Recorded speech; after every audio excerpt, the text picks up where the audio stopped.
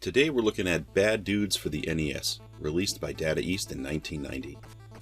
This is an arcade port of a late 80s game, and it is oh so 1980s. You play one of two characters with the most tough guy names you could imagine. You get to play Blade, or Striker. Who would give their child a name like this? Who would even give someone a nickname like this? I guess it's supposed to instill some sort of a tough guy attitude? I guess. It's from the 80s. I guess that's to be expected. We also get a ton of ninjas to fight, which is nice. Ninjas were a big thing in the 80s for some reason, or at least when I was a kid, and I can't really explain it, but it was definitely a thing. I think Bad Dudes offers a fairly amazing story for a game. The president is kidnapped by a bunch of ninjas, and you're there to go get him. Not exactly sure why, but apparently they can't send in any of the millions of soldiers they have from the Army, or the Marines, or the Air Force, or Coast Guard, or National Guard, the Secret Service, any of the thousands of police forces across the country, or the FBI, or the CIA. They can't send in any of those resources for some reason, and instead, they have these two sleeveless guys on speed dial. So you get the call and you step in with just your fists. Wow. When I started playing Bad Dudes on the NES, I have to say it sort of felt like bits and pieces of a bunch of other games. At first it kind of felt like Karnov, and then I got to the end of the first level and the boss actually looked like Karnov, which was kind of weird. I also think this feels a little bit like the game Kung Fu. It's a little bit of Double Dragon, and maybe the original arcade game of Ninja Gaiden. The thing is that it's not as good as any of those games. It's just a little similar from time to time. When you beat a level, you get this audio clip, and it says, "I'm bad," and I guess that digitized voice is supposed to be cool. I guess you'd consider it kind of fun if I was a 10-year-old, but it just feels like a waste of programming space. They really should have used this space and the effort in programming to better serve the gameplay. The movement in this game is nothing but choppy, and there is plenty of flicker to go along with it. I know this is the NES we're talking about, but there are so many great games for that system that run really smooth. Compared to those, this one really falls flat.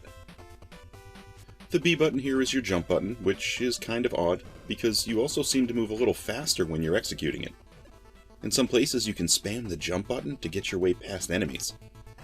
It's definitely a cheap way to get through some parts, for sure. But if the game lets you do it, hey, it's what the game gave you.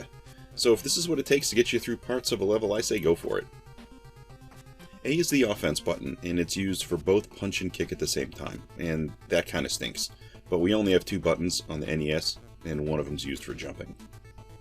Depending on how close you are to an enemy, you're either going to punch or you're going to kick, and if you press A and B together, or maybe it's B and then A quickly, you can do a spinning jump kick. Interesting enough, I can't find a mention of this spinning kick in the NES manual anywhere. I find that strange, because I kind of figured you'd almost use it as a selling point for a game like this. I think there's really not a lot of planning when it comes to offense in this one. You mash the A button, and you're hopefully punching or kicking a ninja into oblivion before they do any damage to you. You can pick up some weapons occasionally. There are only two. There's a knife and a pair of nunchucks. Once again, something oddly popular in the 80s for some reason. Nunchucks. Can't explain it. The fact that they only have two weapons to pick up just seems like a poor choice. I mean, other games do it so much better. Why give me only two options? River City Ransom was a brawler that had many more items to pick up and use as weapons. Also, the Double Dragon games. I guess I just think it was a lost opportunity. Having only two weapons, it makes it feel like it's almost an afterthought. We do get a few different ninja enemy types. They're signified by different colored uniforms, sometimes their weapons. We do get some variety here, which is great, and they do toss a ton of ninjas your way, but it's still just a button mashing event, and the fact that punch and kick are the same button, it makes it less tactical and exciting.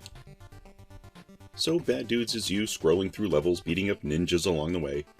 The level design, it's relatively plain, but I was a little surprised to see it's not all completely the same left-to-right pacing. The first level was pretty standard, but there's suddenly a level where you're fighting on top of a truck, and it's moving pretty slow.